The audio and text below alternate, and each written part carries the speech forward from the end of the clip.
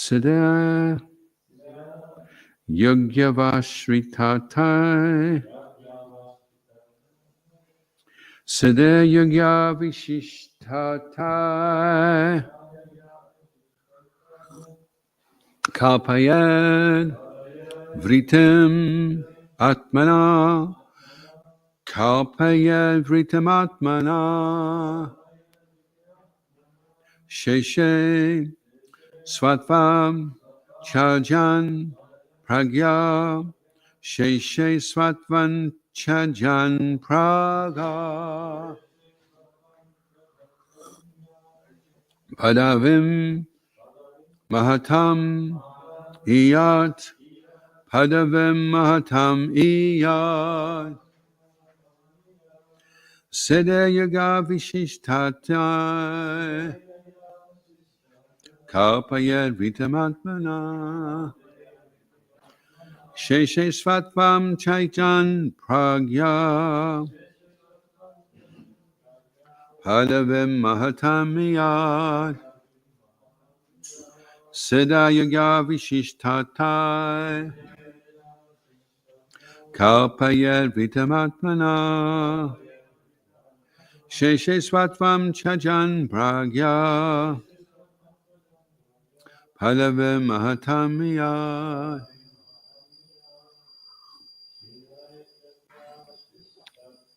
Siddha Yoga Shvitishtastai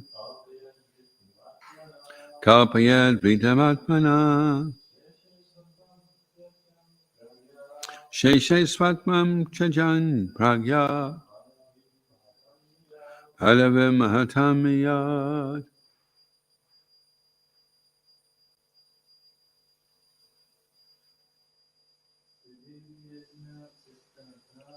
Siddha Yoga Shvitishtastai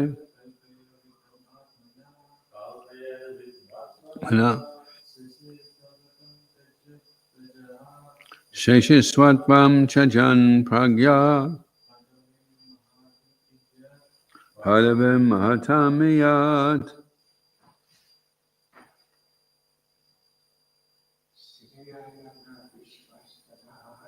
Sadaya Yogashishtastai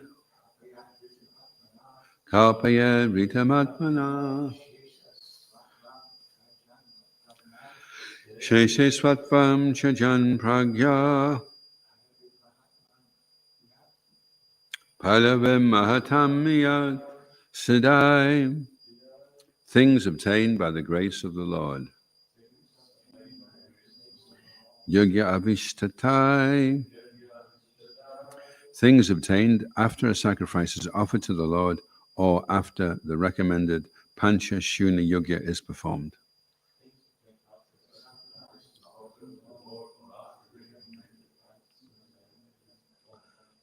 Kalpayat, one should consider Vritim, the means of livelihood. Atmana, for the self. Sheshe, at the end. Svatvam, so-called proprietorship over one's wife, children, home, business, and so on.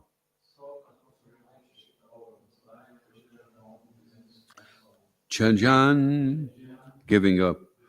Pragya, those who are wise. Padavim, the position.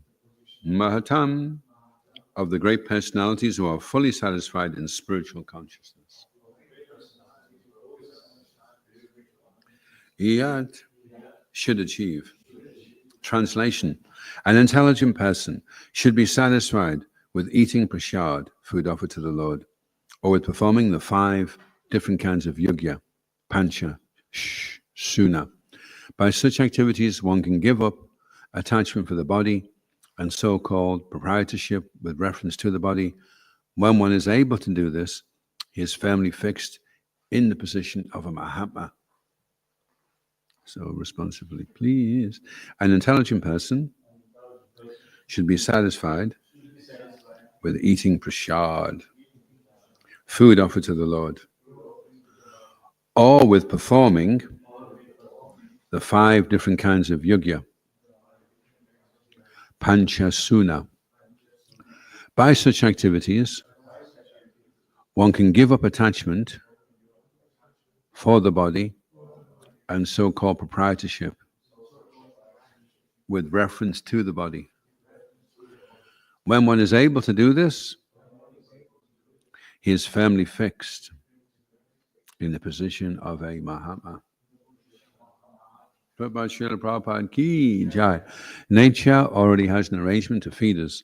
By the order of the Supreme Personality of Godhead, there is an arrangement for eatables for every living entity within the 8,400,000 forms of life.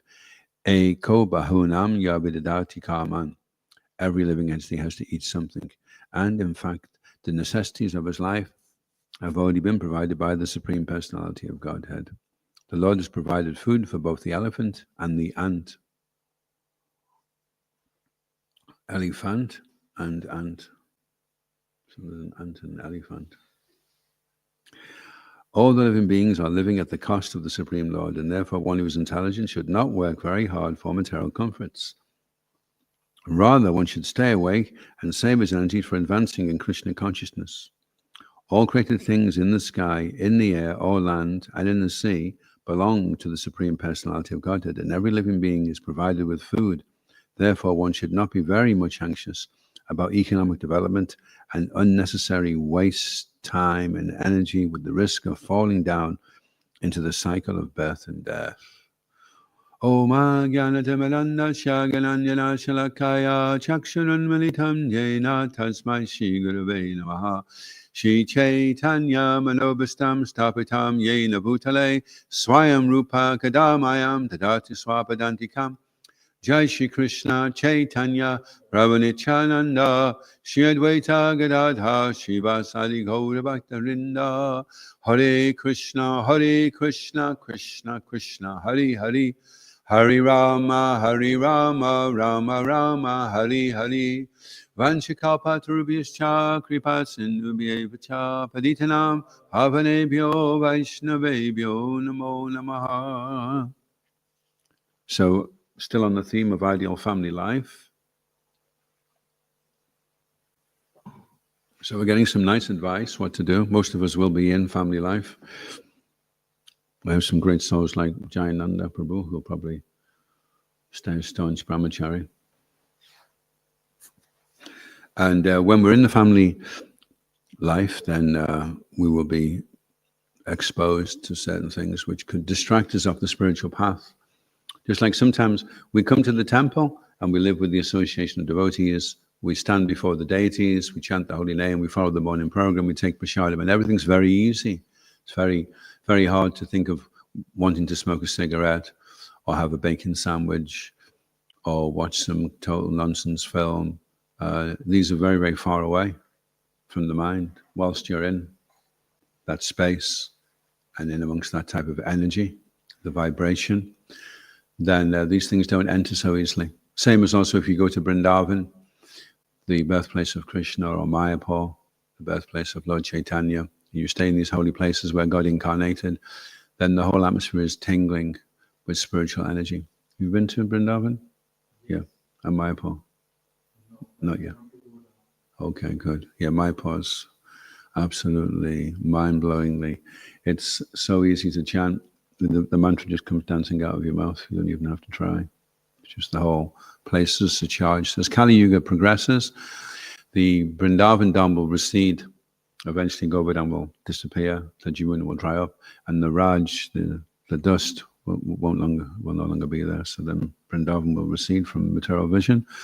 But as each day progresses in Kali Yuga, Mayapur Dham will get stronger. It'll become more powerful. More people will be chanting. Lord Chaitanya's mercy will flow even more. The path back to Godhead will become easier as Lord Chaitanya, his presence in his holy Dham, manifests and spreads. And every time we have Gaur Nitai in any of the temples, then Mayapur will manifest for an 8-mile radius. If the deities are worshipped nicely and they're happy, and there's kirtan being performed regular, plenty of prasad distribution, then the deities are very happy, and that happiness spreads out for 8 miles, and that's a Dham, a holy Dham. And anybody within that, they get that special mercy as well. So that's nice, but unfortunately, we're not always able to stay in that atmosphere.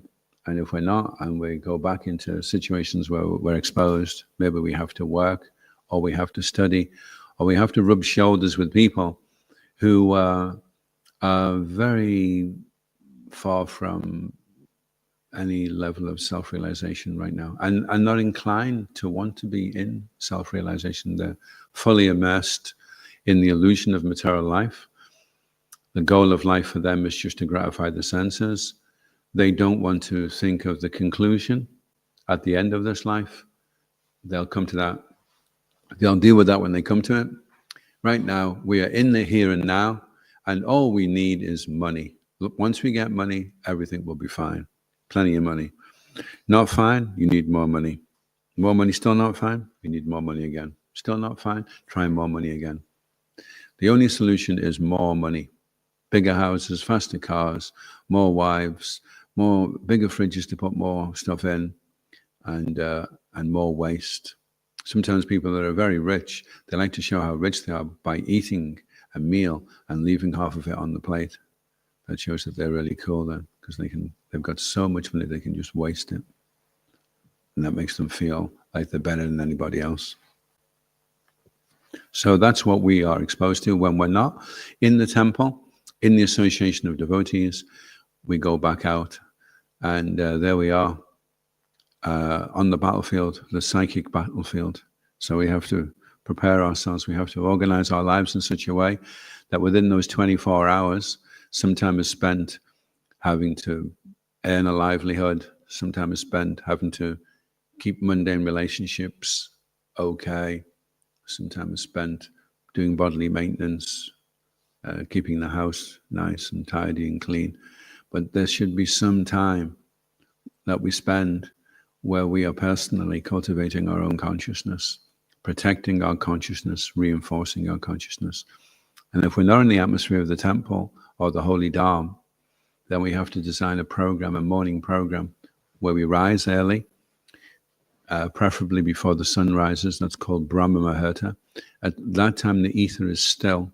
It's not become disrupted by internet signals, phone signals, or nonsense vibrations going through. At that time, things are reasonably peaceful. So that's a good time to immerse ourselves in the sound vibration of the holy names, to contemplate the philosophy of Bhagavad Gita and Bhagavatam, and keep that resonating in the back of our minds as we travel throughout the rest of the day. And then when it comes to the evening, when it's 8 o'clock, if there's nothing absolutely essential to do at 8 o'clock, head for bed. Get to bed by 9, maybe read a little bit. And if you get to bed at 9, you can rise at 3 or 4 at the latest. And then you have all that time to yourself before the day begins, which is 8:30, 9 o'clock. That's how your life should be designed. That's what you should do to take control of your destiny. Life is like a river, and although the river will run its course, and there'll be a certain point where the river turns, and a certain point where there'll be a waterfall, and a certain point where there'll be little eddies and whirlpools, all that is already laid out. That's your karma. But how you navigate down that river is entirely up to you, whether you go backwards, sideways, forwards, whether you skillfully avoid this whirlpool and that rock face and that fountain, waterfall. That's entirely up to you. If you want to be an idiot, then you can go down backwards watching a film on a LED screen in your canoe, or you can throw that out, grab the sides, and get ready for the final waterfall. And you'll go over saying, Haribo! And that'll be your last life. And if you don't, you'll be coming back. As Prabhupada says, it will be a fall down into the cycle of birth and death. So sometimes we talk about people falling down. There's illicit sex, intoxication, eating meat, and gambling. So if you've committed to being averse to these activities, that's called Suchi Vrat. And the demon is as Suchi Vrat. He's sworn to unclean work, so he wants to do these things every day. If he doesn't have sex, meat, intoxication, and do some gambling, then he's wasted that day, as far as a demoniac person is concerned. Or if it's a saintly person, he's trying to avoid these things. So if he does break those principles, that's called a fall down. And the fall down is into the cycle of repeated birth and death. So when one abstains from these activities, then he's escaping from the cycle of birth and death. Just like you're going along in your canoe and you see a whirlpool, and you decide to go along the side of the whirlpool. Or you decide, actually, do you know what? I think I'll have a cigar and smoke and eat a bacon sandwich. So then you go into the whirlpool and you'll be coming back, because that'll accrue karma, and that karma will be waiting for you at the time of death. And all the little piggies will be waiting to get their own back on you. And don't quite know what happens if you smoke a cigar, but it won't be good anyway, because intoxication. So that's a fall down. And the fall down is into the cycle of repeated birth and death. It's referred to in the Gita as Trayati Mahato Bhayat. Trayati Maha. Mahato is great and Bhayat is fear. The greatest fear is to fall down, not only into the cycle of birth and death, but into the cycle of birth and death in a lower species. It's tough enough being a human in the material world, but try being an animal in the material world. Being an animal in the material world, there's just fear. There's just fear all the time. They're always afraid of being eaten. Yesterday we were in Edinburgh and we were eating our prasadam, and the pigeons came over. And I was just thinking, you never see a pigeon walking around with a walking stick or a pair of glasses on. You only ever see reasonably young pigeons, because once a pigeon gets old, it's food for somebody. So in the animal kingdom, you don't really get a chance to retire and just chill out and watch the telly. When you get old, you become someone's meal automatically. Whatever you are, whether you're a butterfly or a snail or a dog, or as soon as you start getting old, then you're food for somebody. So that's a heavy. If we lived like that in human society, can you imagine that? All the old people. There are some civilizations where that's what they do. They have a special festival and they drop the oldest person off a roof. And then they eat him, they have a feast. So if you live in one of those societies, when you get to 65, go for a long holiday. And don't tell anybody where you are.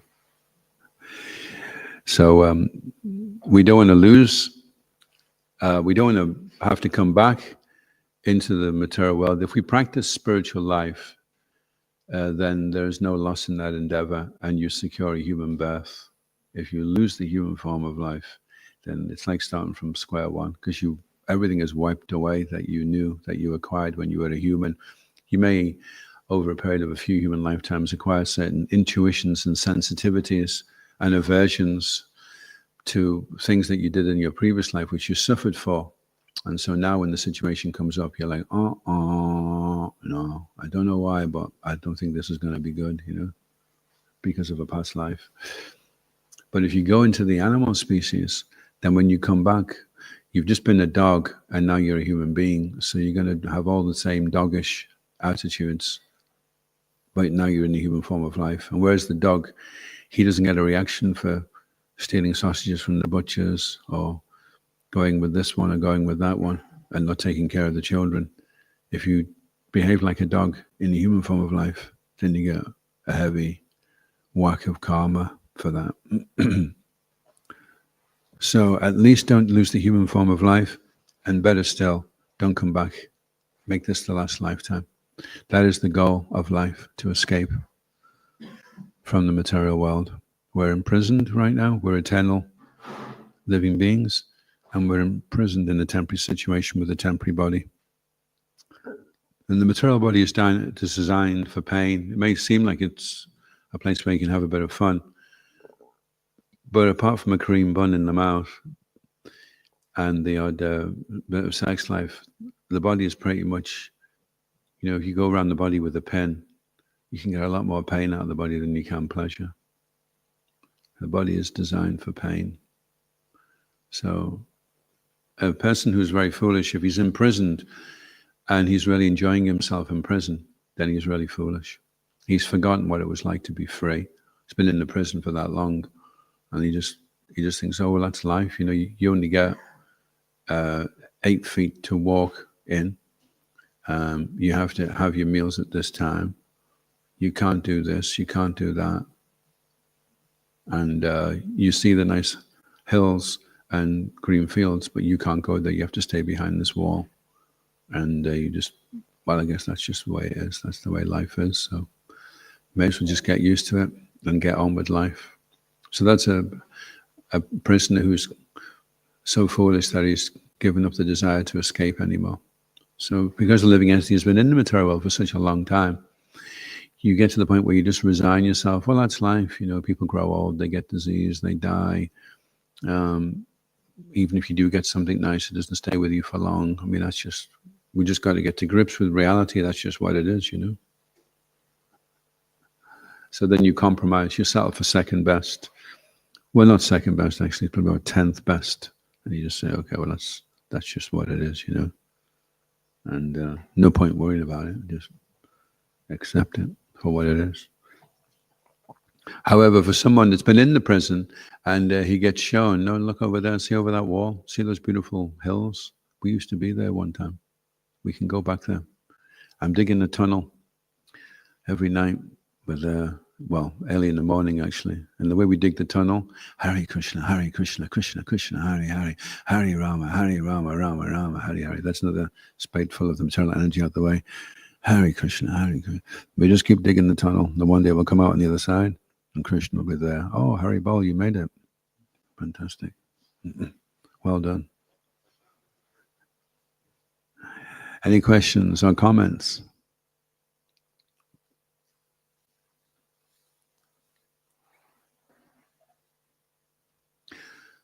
Yes, Rainus Prabhu. You're welcome. So, where does Krishna's mercy come in this picture? Srila Prabhupada said there's 3 types of people. There's the unfortunate, there's the fortunate, and there's the misfortunate. He said the worst one is the misfortunate. If a person's unfortunate, then he just needs to get some fortune, and then he becomes fortunate. But if a person is fortunate, and then he gives it up, and becomes misfortunate, then that's not good. That's worse. So we have the opportunity now. We've come in contact with Srila Prabhupada's books. To some degree, we have faith that he's not ill-motivated, that he wants to bring us this transcendental knowledge.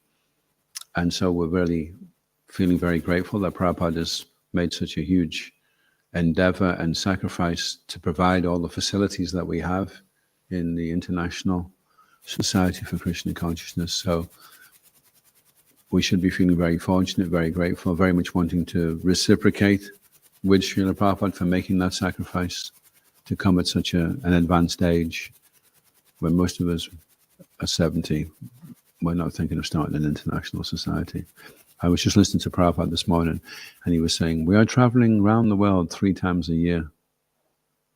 So that's intense.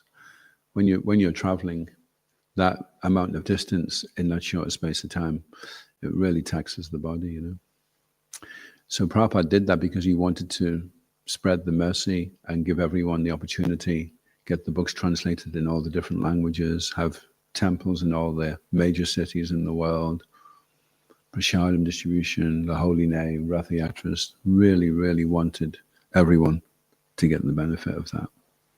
So we should reciprocate by, Prabhupada gave his life, so we should reciprocate by giving our life, taking everything that Prabhupada has given us and apply it very seriously. And if we lose our enthusiasm and our inspiration to do that, then that's a real shame, because then we become misfortunate. Someone says, you can get out the prison, just get the shovel. So we're doing it, and after a while we say, oh, I've got really sore hands. Actually, the prison's not that bad. It's okay. I'll take on the tunnel some other time. It's not going to go anywhere. I'll just cover it over with a carpet. Nobody will know. I'll just go back to the prison, and it's once you get used to it, it's not that bad really in the prison. I mean, food's on time. It's not the best food, but it's on time, and there's always a plate of it for you. Some people, they break the law just to go in prison, because if they've got nothing, especially Christmas time, a lot of people break the law at that time so they can at least get a Christmas dinner in the prison. So your life's got to be pretty sad if you want to go to prison to make it better. It means you must be really, But if you've decided to get out of the prison, then understand that's going to take a lifetime, and it's going to take a determined conscientious, sustained, consistent effort over a prolonged period of time, one lifetime. If you do that, then you're guaranteed you'll get out. Even if you're like digging the tunnel and the ground you're trying to get to is here, and then as you're digging the tunnel, you have a heart attack and you die in the tunnel there, Krishna will just make up the difference because at least you've tried this lifetime to do it. And Srila Prabhupada said, if you chant 16 rounds every day and follow the 4 regular principles, I guarantee you'll go back to Godhead this lifetime. And the devotees, some of the devotees asked Prabhupada later, they said, Srila Prabhupada, is that really true? Just 4 regular principles, 16 rounds? And Srila Prabhupada said, do you think I would cheat you? So because Srila Prabhupada is a pure devotee, if he makes a promise, then Krishna has to fulfill it. Just like Hiranyakashipu, he made Lord Brahma make so many promises. And when Lord Nrsingadev came, he said to Lord Brahma, don't just give these promises out so easily, because I've got to fulfill them, because you're my pure devotee. When Hiranyakashipu, he said, don't let me be killed in the day or night. Don't let me be killed in the air, sea, or land. Don't let me be killed by any weapon, by any beast, by any animal, by any demigod, by any asura. He had all these conditions. And Brahma was saying, yeah, okay. So then when Lord Nrsingadev came, half man, half lion, to kill Hiranyakashipu, he couldn't break the promises that Lord Brahma had made. So he had to kill him between day and night in the dusk. And he had to kill him on his lap, so he wasn't on the land or in the water or in the air. And he had to use his nails, so it wasn't any weapon. So that way he kept the promises intact. So is Srila Prabhupada, because he made that promise that if you do that, you will go back. Krishna has to make the promise, keep the promise intact.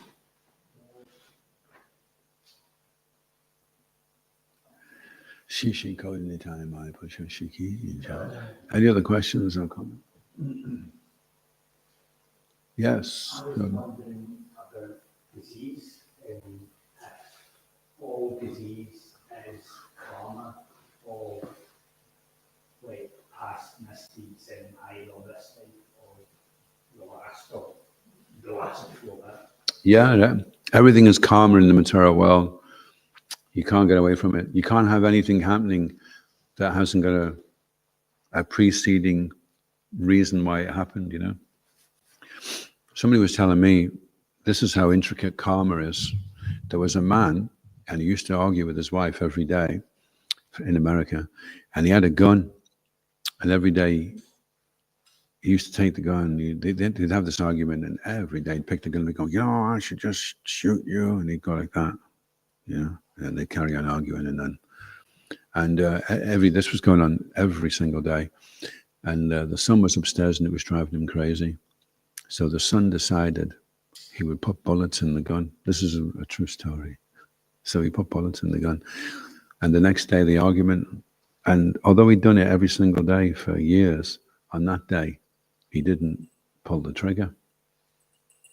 And he didn't pull the trigger the next day or the next day. And the son can hear them arguing. He's waiting for the bang.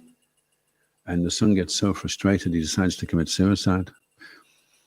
So he jumps out the window, and as he does, on that day, the father decided he would use the gun, but of course his father doesn't know there's any bullets in there, so he pulls the trigger. The bullet goes right over his wife's shoulder and hits his son as he's going past the window and kills him. So that's how intricate karma is. So you can't like pull a fast one on the material energy and think, I'll just do this sneaky thing, nobody will know. And even if you, I'd heard that when you take ibuprofen, that it takes the headache away, but it makes your stomach bleed. So I asked the doctor, I was getting bad headaches at the time, I said, can you give me another tablet as well that'll protect my stomach? He says, yeah, take these with the ibuprofen and the stomach won't bleed. He said, the only problem is these tablets give you a headache.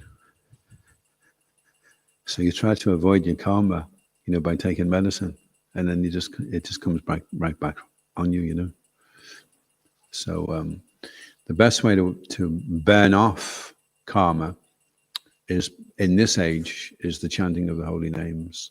So if you were due to get run over that day and you chanted 16 very intense rounds, then that day a lady would just bump into you with a pram, and that's you getting your karma, because it's reduced. So you still get somebody running into you with a vehicle, but instead of it being a Volvo 2.4 diesel automatic, it's a Mrs. Jones taking the kids to the park, and she just bumps into you with the pram.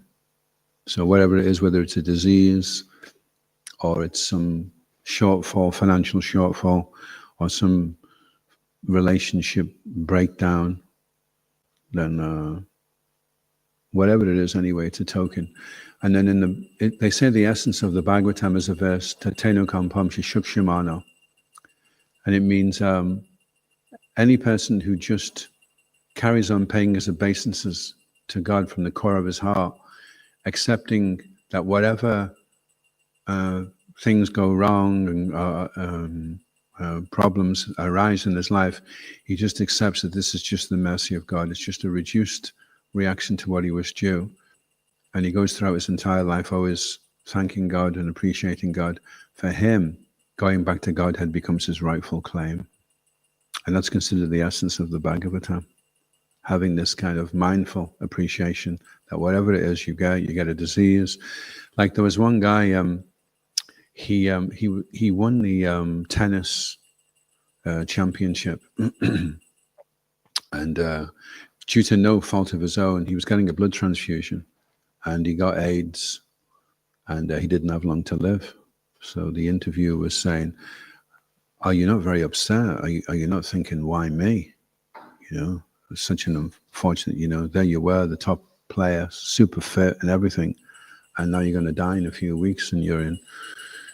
And he said, out of 500,000 tennis players, maybe 1,000 will make it through to the actual qualifier, you know. And of those, only 4 end up in the semi-finals. And of those 4, only 1 gets to win. He said, when I was given the trophy, I wasn't asking God, why me? So now when I'm in pain, why should I ask God, why me? So we should try and see that whatever is coming to us is the mercy of Krishna in one form or another. And if we do that, then it's our rightful claim that we will go back to Krishna, because he very much appreciates that God-conscious attitude, that we see everything as the mercy of Krishna. And we're able to appreciate that. So if we win some money, well, we don't gamble, but if we had a windfall and we had a lot of money, then we would say, thank you, Krishna, that's your mercy. And then if something bad happened to us, we would just say, thank you, Krishna, that's also your mercy, you know. There's birth, death, old age, and disease. So it's actually what causes death is disease. It's always some kind of disease that you die from. Otherwise, you wouldn't die. And we're all at different stages of being in a disease condition, actually. Because as soon as you have a material body, there's disease in there, there's bacteria in there, there's cancer in there, there's all kinds of nasty things in there. And then sooner or later, one of them will get you. Just a question of time, you know. It's interesting. At the same time, in Vedic culture, there was Ayurveda, there was medicine that you could take to avoid infection, or if there was infection, steps you could take. And Ayurvedic medicine recommends living life in the mode of goodness. So not overeating, eating at a set time, having the main meal when the sun's in its zenith or its highest point. If you lead your life according to the directions of the Veda with respect for the laws of nature and don't overeat or eat the wrong things, then nature will be kinder to you. Whereas a person in the mode of ignorance, he eats the wrong things at the wrong time and the wrong amounts. And then so much disease comes. So the human body is like having a clock, and the clock's directions are like the Bhagavatam and the Bhagavad Gita. It's showing you how to look after the clock nicely. And if you decide to ignore that and think it would be fun to put a screwdriver through the face of the clock, then the clock won't function properly. There'll be some irregularity in how it functions. Isn't that right, Jayananda?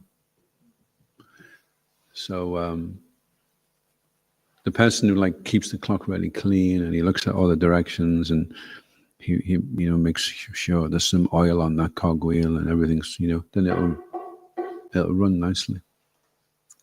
We've got stories in our history of great devotees that lived for hundreds of years. Bilvamangal Thakur lived for 700 years because they led their life so spiritually that no disease could touch them, And the 6 Goswamis, they all lived to a very advanced age, and they were very strict in how they ate and how they slept.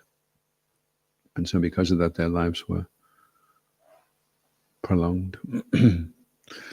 Overeating and irregularity shorten your life because it creates disease automatically. There's ease, which is when you're peaceful and with the goodness, and there's dis-ease, which is when you're in the mode of ignorance and you're doing everything wrong. So we don't want to be dis-ease. We want a life which is easy, so that means we have to control. And then we think that our life will be easy if we become uncontrolled, but actually it makes our life very difficult. Yep.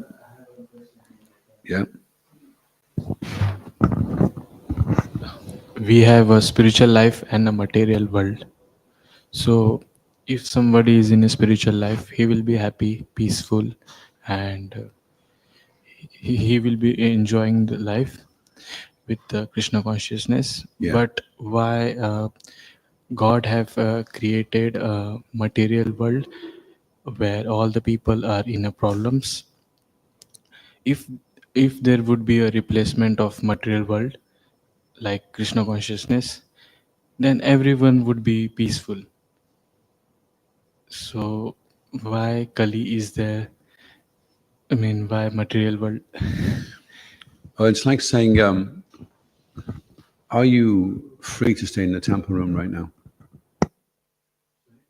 If I ask you, are you free to stay in the temple room right now?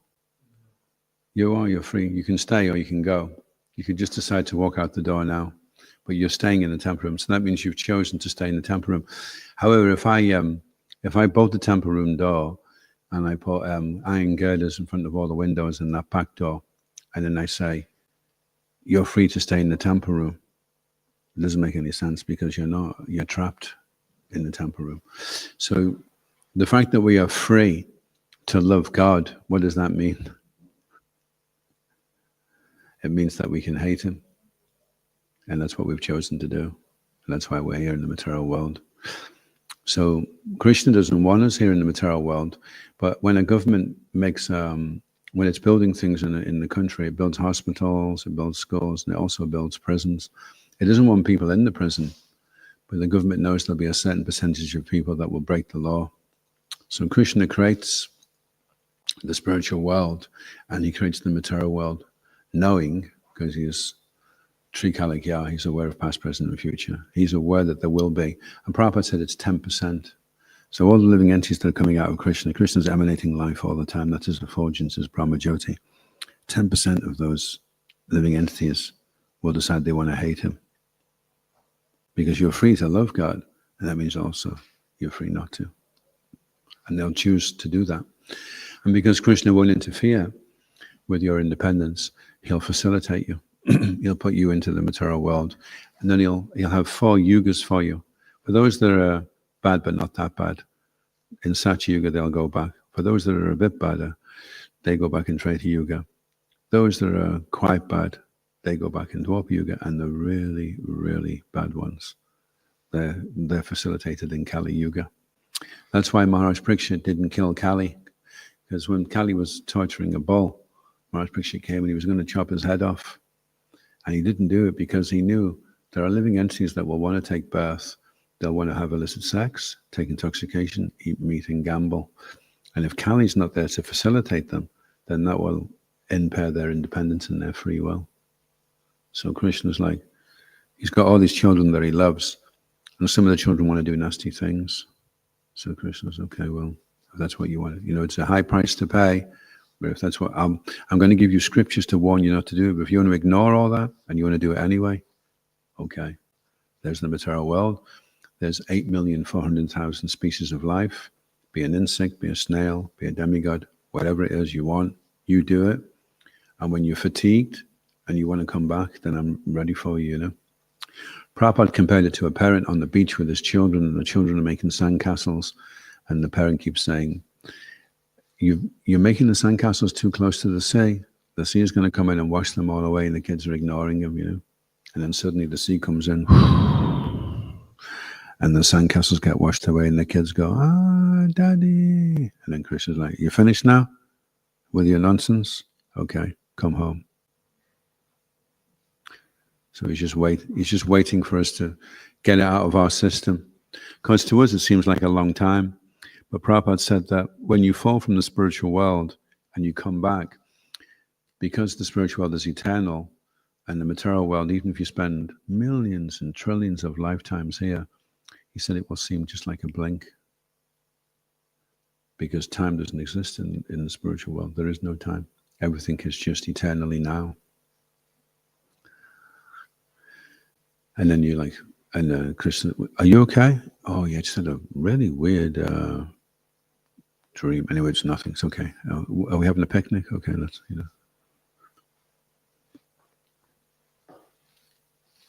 Seems like a long time here in the material world, but in the spiritual world. I mean, Mahavishnu breathes out and breathes in. That takes 7 billion years, to do that. And for him, it's just, that's all it is. Imagine the amount of stuff that goes on during the course of that time. All the dramas and catastrophes and empires coming and going, all within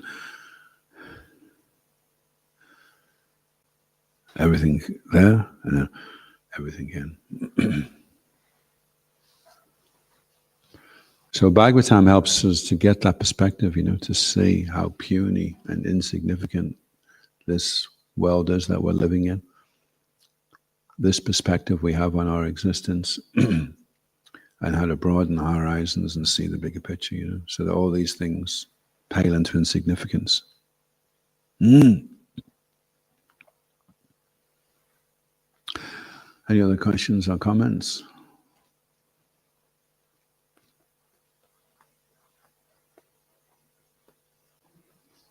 So it's this section of the Bhagavatam. It's like we're into Canto 7 now. There's 12 cantos, so we're already over halfway through. And Krishna is going to be coming up in another 3 cantos. So this is like preparing us. Okay, you need to get your material life together. You need to understand that Krishna is God, that there is a God, that how the material universe is constructed. These are different incarnations that have come down and done certain things. And then eventually, now this is Krishna. This is what Krishna does. And half the Bhagavatam is 10th canto. It's like there's so many volumes in the 10th canto. So the Bhagavatam is mainly about Krishna's pastimes. And it's a build-up to that, then the actual pastimes. And then at the end, there's some conclusions to all that. And some predictions as well about what it will be like in the future as Kali Yuga progresses. Men will wear their hair very long and think themselves very beautiful. A leader will be voted in by his audacity. The child will be eaten straight from the womb. There'll be no vegetation on the surface of the earth. People will listen to the sound of a motorboat and think it very melodious. There'll be no language. People will just communicate by grunting, just animals. They will diminish in stature to the height of 3 feet. They will live, if they lived for 30 years, they'll be considered an old man. And the mango will have no flesh. It'll be a skin and a stone, but there'll be no flesh in between the skin and the stone, because there'll be no piety anymore, no Sukriti. So the earth will withdraw its opulences. There'll be no minerals. There'll be no nice fruits. There'll be no rain. There'll be baking hot. people will just be running around like little animals, eating each other. So that's what happens in the end in Kali Yuga. And at that time, Prabhupada says there'll be no more preaching. Kalki, the incarnation of Krishna, will come down and kill everyone. That'll be the only way you get liberated, by being decapitated. On Sankirtan, you'll be going out with a sword and just, excuse me, can you say Gauranga? Okay. ISKCON Govinda ki, Srila Prabhupada ki jai, Shishiko Nitai Maya Pashashi ki jai, Gaura Premanandi. These guys, Adhoksaja Krishna Prabhu ki.